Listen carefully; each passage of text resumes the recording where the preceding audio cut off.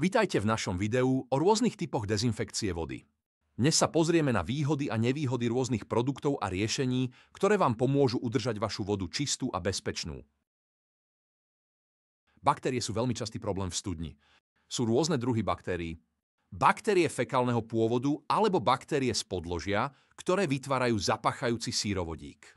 Prípadne vírusy ako legionella a baktérie, špeciálne svojou rezistenciou na bežné typy dezinfekcie Clostridium perfringens. Aby sa tieto baktérie nedostali do našej užitkovej vody, môžeme použiť rôzne typy dezinfekcie. Dezinfekcia vody UV lampou. Odstránenie baktérií filtrom. Dávkovanie dezinfekčného činidla. Každá z týchto možností má svoje výhody a nevýhody, ktoré si ukážeme v tomto videu. UV lampa je najbežnejší typ dezinfekcie na hlavný prívod vody. Podmienkou z našej skúsenosti je, že voda by nemala obsahovať veľmi vysoké množstvo baktérií. UV lampa síce je vysoko účinná, ale nie je perfektná. Účinnosť 99-98% znamená, že nejaká baktéria raz za čas UV lampou prejde živá. Vyhnúť sa tejto nebezpečnej baktérii vieme rôznymi spôsobmi. Voda musí byť pred vstupom do UV lampy čo najčistejšia, aby sa nemala za čo schovať. Áno, to znamená odstrániť väčšinu prekročených kontaminantov a aj vodu zmäkčiť. Na prvý pohľad sa zdá byť UV lampa jednoduchým riešením, ale vždy to tak nemusí byť. Pozor, UVC žiarenie v štandardnej vlnovej dĺžke je neúčinné na typ baktérie indikujúcej fekálne znečistenie Clostridium perfringens. Ak sa obávate fekálneho znečistenia, je vhodné si túto baktériu zašťuknúť pri objednávaní rozboru vody. Dezinfekcia vody filtrom. Prečo by sme mohli chcieť kontaminovanú vodu čistiť filtrom?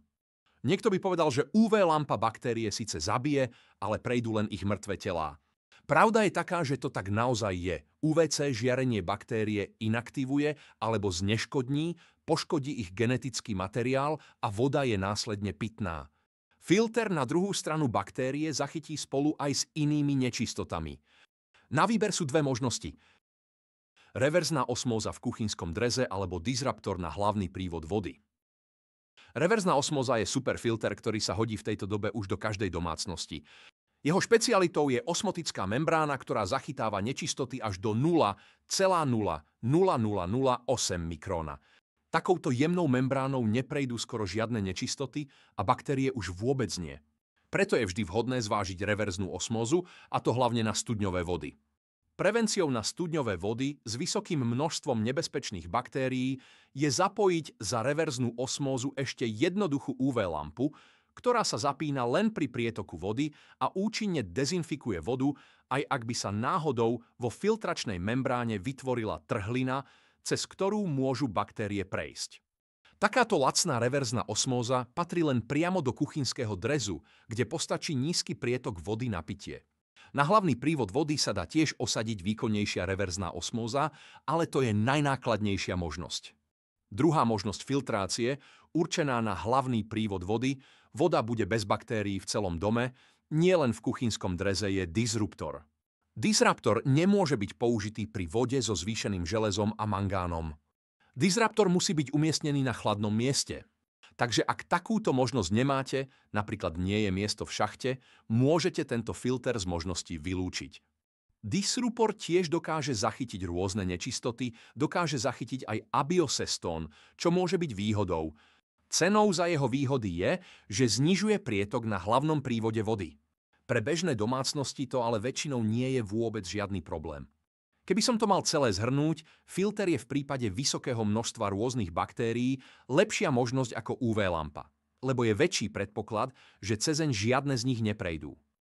Ďalšia vec na zváženie je napríklad kombinácia UV lampy na vstupe s reverznou osmózou v kuchynskom dreze. Takto sa kľudne môžete sprchovať bez strachu a voda v kuchynskom dreze bude očistená nielen od potenciálnych baktérií, ale aj od veľkého množstva iných nečistôt, ktoré sa môžu v studni vyskytnúť. To však tiež môže byť finančne náročné, preto v niektorých prípadoch filter na hlavný vstup, disruptor, je jednoduchším riešením. Pripomienka, filter, na rozdiel od UV lampy, špeciálnu baktériu Clostridium perfringens zachytí. A máme to tu! 100% riešenie pre vodu s akýmkoľvek množstvom akýchkoľvek baktérií.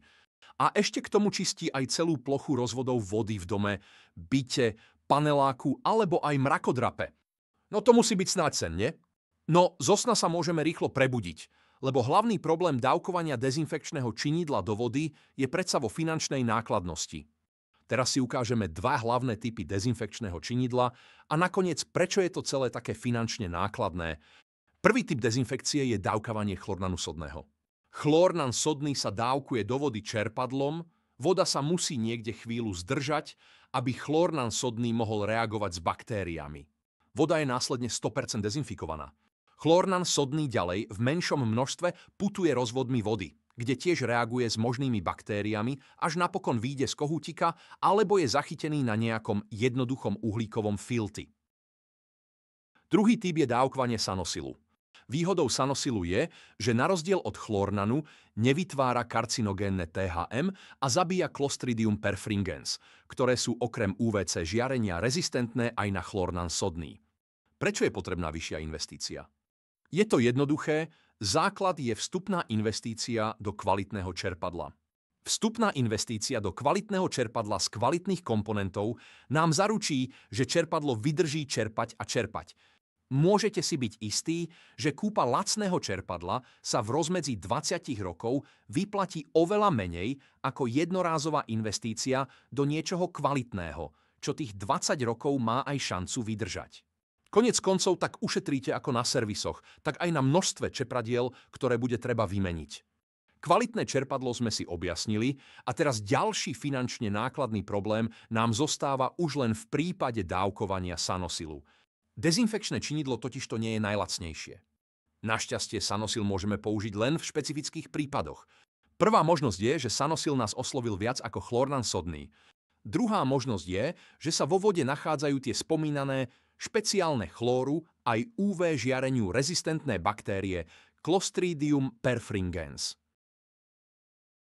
Ďakujeme za sledovanie nášho videa. Sme rodinná firma a experti na vodu a od roku 2007 sme tu pre vás. Tomáš a Andrea Kováčovci. Vaša moja voda.